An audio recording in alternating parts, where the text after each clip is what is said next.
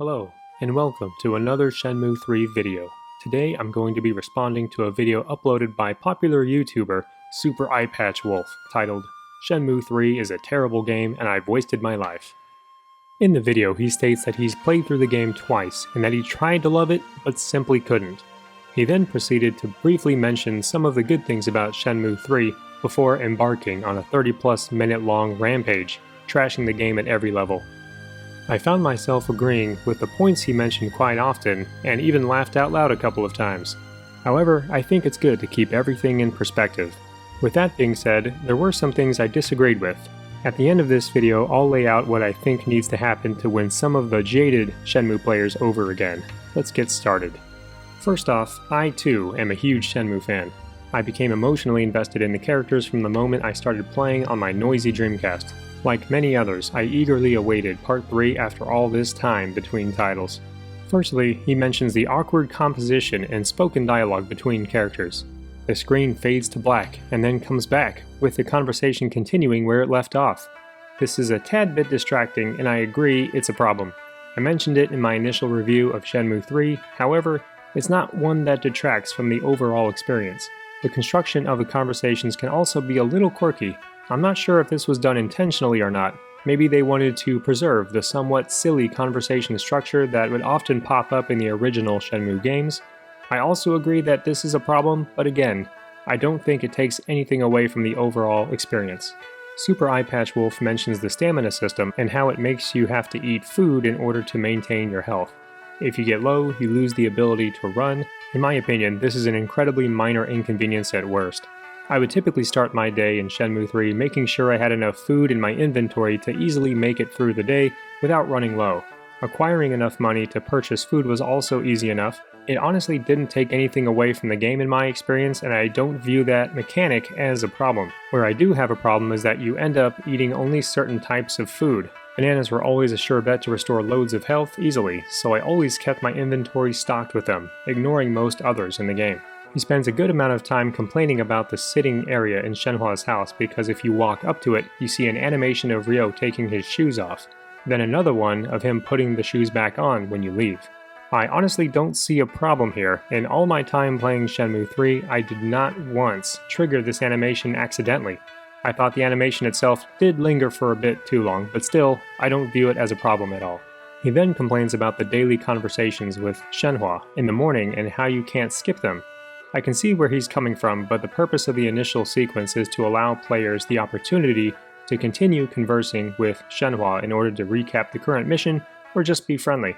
The animation where she waves goodbye from the house doesn't change. I can see how this would annoy some players, especially since it can't be skipped, but again, I wasn't bothered by it at all because it's only a few seconds long.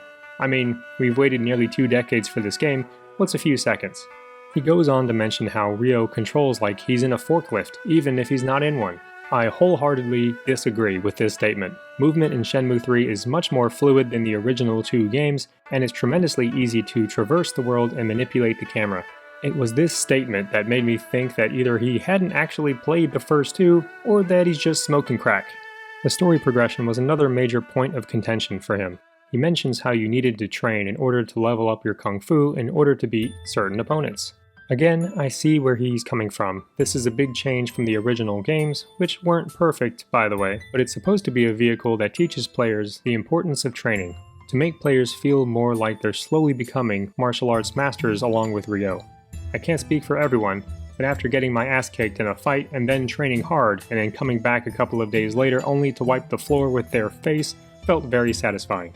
The problem that I have, and that I mentioned in my initial review of the game, is that you often feel like you're running in place without really progressing the story or engaging in anything meaningful, especially in Bailu Village.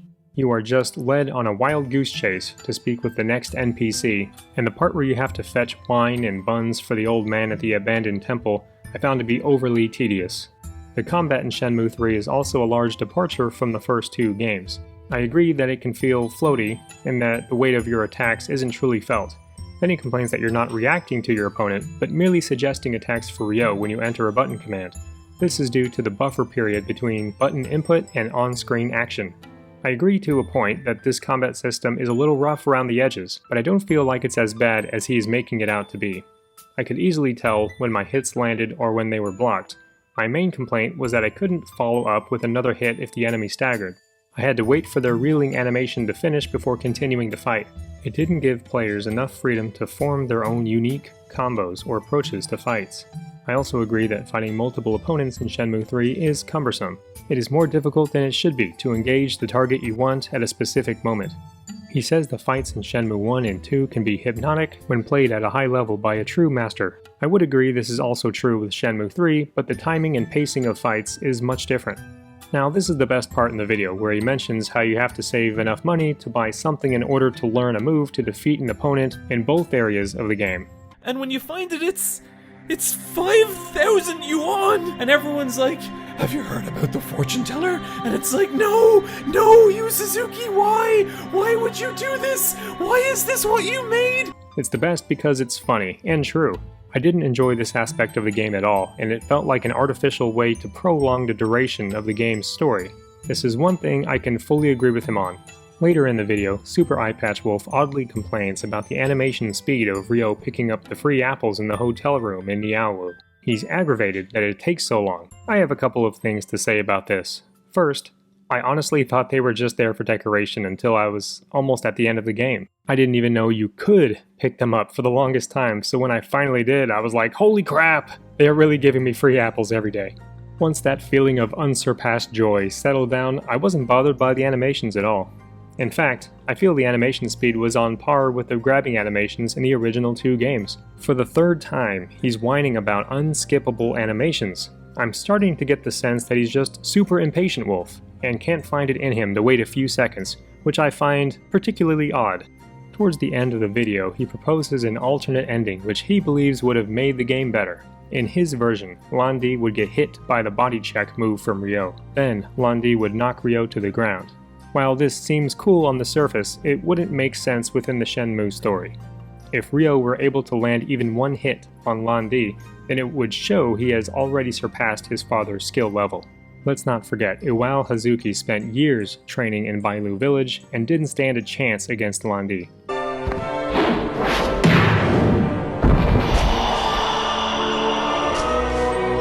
I genuinely don't get the impression Ryo is quite there yet. Super Eyepatch Wolf concludes that Shenmue 3 could also be removed from the series canon and it wouldn't make a difference, that both Lan Di and Ryo are in the same spot at the end of the game as they were at the beginning. This is false. Ryo and the player now have more information on the origin of the mirrors and their purpose, and Ryo has a new lead to the Chiyu men's whereabouts. Lan Di's perspective is even more interesting. We were introduced to a new character in Shenmue 3 named Niao Sun, who likes to cosplay as a regular person in her spare time. She double-crosses Lan Di after securing the Phoenix Mirror from Ryo. For the first time since Shenmue 1, the mirror is not in Ryo's possession. I'm very curious to know how Lan Di reacts to Niao Sun's treachery and how this conflict will affect the main story. Super Eyepatch Wolf concludes the video with some final thoughts. He states that this might be the end of Shenmue, and generally seems jaded and sad. I know I can't control his thoughts or emotions, but I firmly believe Shenmue 3 was not the payoff after 19 years of waiting.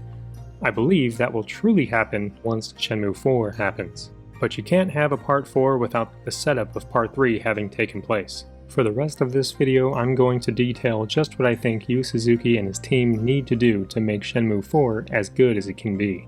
First thing, I recommend Yu Suzuki hire a professional scriptwriter to assist with the delivery and the plot and pacing. That way, the entire experience feels more cinematic, and thematic events that are supposed to be important actually feel important. Second, the character animations need to be improved. Specifically, Ryo's walking animation. It's too stiff and wooden. Yu Suzuki mentioned this was intentional so that it more closely resembles the classic games. We can't have that be the crutch of Shenmue development anymore. The animations need to be updated and polished. Third, the combat system doesn't need to be reworked entirely, but I would love to see more depth added to it. We already know throw moves will return, but I'd also love to see parries added, and more free-form combo creation. Fighting multiple opponents should also be easier. I'd suggest adding a dodge button like in the original Shenmue, but make it tied to a meter that drains as you dodge so you can't just spam the move to get out of danger. Fourth, QTE events need some tweaking.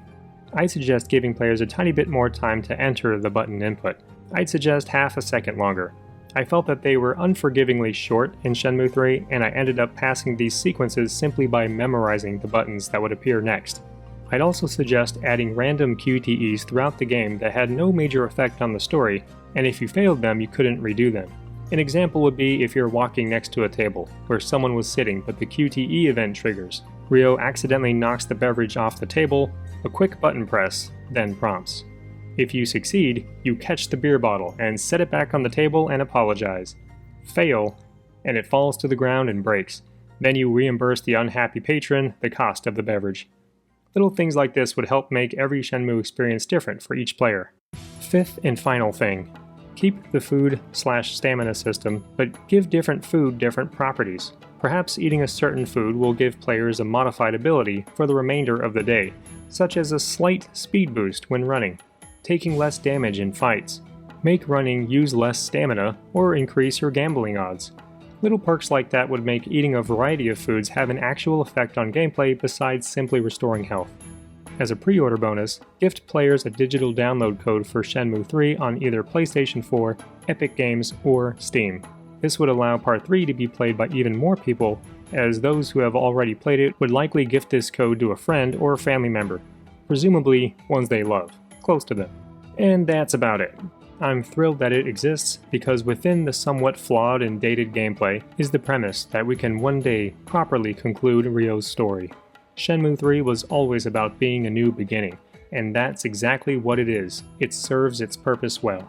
Despite many YouTubers whining and complaining about Shenmue 3 not living up to their expectations, you can bet they'll be back in a heartbeat for Shenmue 4.